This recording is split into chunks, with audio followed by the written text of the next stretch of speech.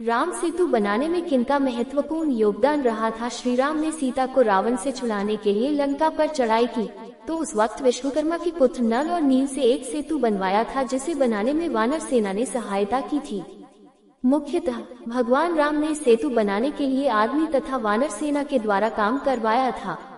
सेतु बनाने के लिए उन्होंने समुद्र के तट से लंबी पत्थर की ढेर बनाई थी, जो सेतु के रूप में जोड़ी गई थी। इसके अलावा हनुमान, सुग्रीव, नील और अंगद जैसे वानर भी सेतु बनाने में महत्वपूर्ण योगदान दिया था। हनुमान ने सेतु बनाने के लिए समुद्र के बीच में अधिकांश काम किया था, जबकि सुग्रीव, नील और अंगद ने भी सेतु बनाने में अहम भूमिका निभाई थी। इस प्रकार सेतु बनाने में भगवान राम और वानर सेना के साथ साथ हनुमान, सुग्रीव, नील और अंगद जैसे महत्वपूर्ण व्यक्तियों का योगदान था। ये प्रसंग उस समय का है जिस समय भगवान राम माता सीता को रावण के बंधन से छुड़ाने के लिए लंका को जा रहे थे। जब उनकी पूरी वानर सेना समुद्र के किनारे पहुंच गई, तब किसी भी प्रकार का कोई मार्ग नहीं मिला कि उस समुद्र को किस प्रकार पूरी सेना के साथ पार किया जाए। इसी के संदर्भ में गिलहरी का योगदान भी सम्मिलित हुआ, क्योंकि वहां पर एक राम सेतु बना था, जिसमें गिलहरी का बहुत ही बड़ा योगदान रहा था। आइए आपको उसकी कथा बताते हैं। ये बात उस समय की है जब भगवान राम माता सीता को बचाने के लिए लंका जाना चाहते थे, परंतु समुद्र की वजह से लंका पर नहीं पहुंच पा रहे थे और उन्हें किसी भी प्रकार का कोई रास्ता नहीं सूझ रहा था।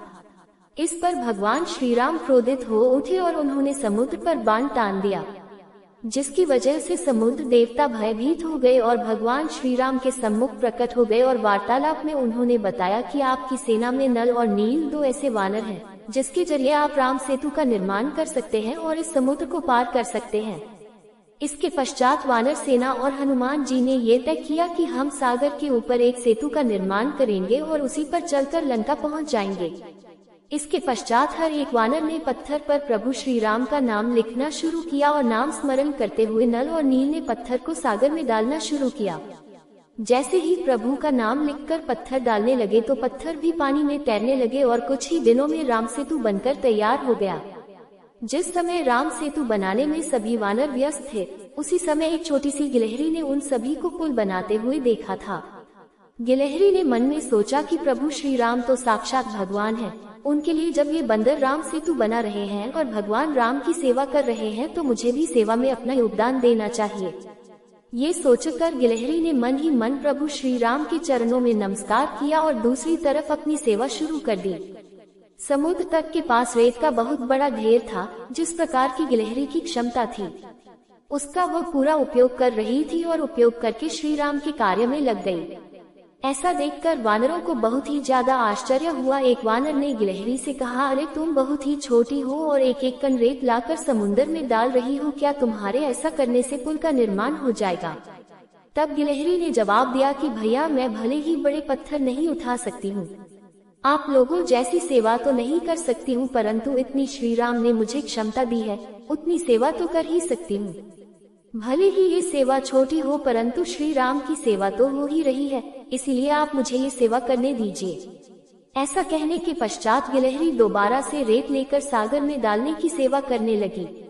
ये सेवा करते हुए गिलहरी बहुत ही ज्यादा थक गई थी, परंतु अपनी थकान की उसने परवाह नहीं की और बिना रुके सेवा करती ही रही। वह मन ही मन कह रही थी, आपको क्या पता, जब तक मेरे शरीर में प्राण है तब तक मैं प्रभु श्री राम की सेवा करती रहूंगी। इसके पश्चात जब वह दोबारा रेत लेकर समुद्र की ओर जाने लगी, तब किसी ने बहुत ही प्रेम से उसकी तरफ देखा।